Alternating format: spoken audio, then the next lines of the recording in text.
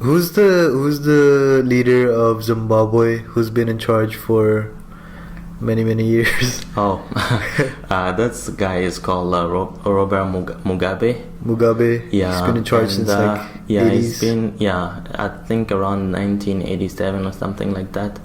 And since then he's been in power. And a lot of the things that he did, like when you look at Zimbabwe, used to be one of the most again, prominent and African country that had a lot of potential. Back in the day, Zimbabwe used to be considered at the same level as South Africa. But what happened after Mugabe took power, it's following the same kind of things, mentality, saying that it's the fault of others. We need to keep certain people out, and things like that. And what he did is that he took the white population that was in Zimbabwe, and he started telling them that, okay guys, now you guys are gonna start to return your land. You're gonna give me your farms, and I'm gonna redistribute those farms to other black people that are in Zimbabwe. And the thing that he forgot about that, going back again to the point that I mentioned before, when we were left after colonization, not many people were educated enough to actually get to handle all of the different situations. So he gave farms to people who didn't have any experience in farming. He just took the land from the people that had it and gave it to some other people. I'm pretty sure the situation could have been managed in a different way, and Zimbabwe would be a different country if they had done so at the time. But what they did is just that they tried to keep one group outside, of the political conversation.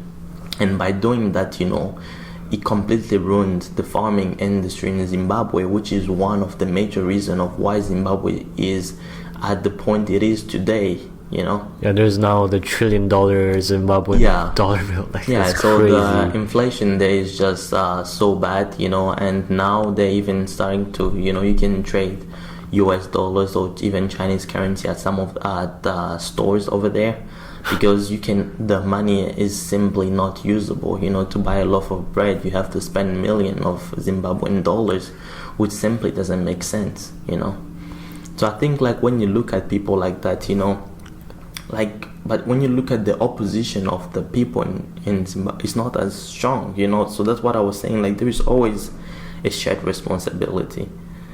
People are there, but somehow they're not doing enough. I'm not talking about necessarily having a revolution, overthrowing the president and things like that, but people can reclaim for some basic things. They can try to hold some of the people in the government, they can try to hold them accountable. We have the power to strike, not to go to work. No one gonna go and force people and beat them up so that they can go to work. If we have that choice of actually blocking the system that is providing money to those people, we have the right to demand justice and other things. So I think we have all those powers, but unfortunately we never use them in an efficient way.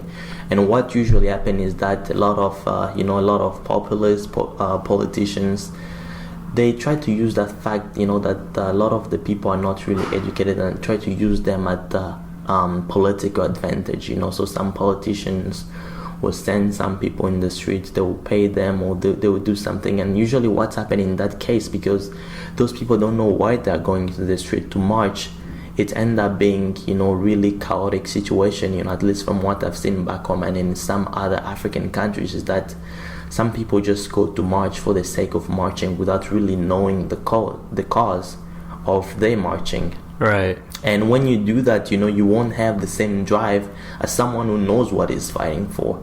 So if you know that you want to change your right, you want to improve your situation, you won't back off. You're not bind to a politician who tells you what to do, when to be calm, when not to go in the street, and actually get to exercise, your right as a citizen.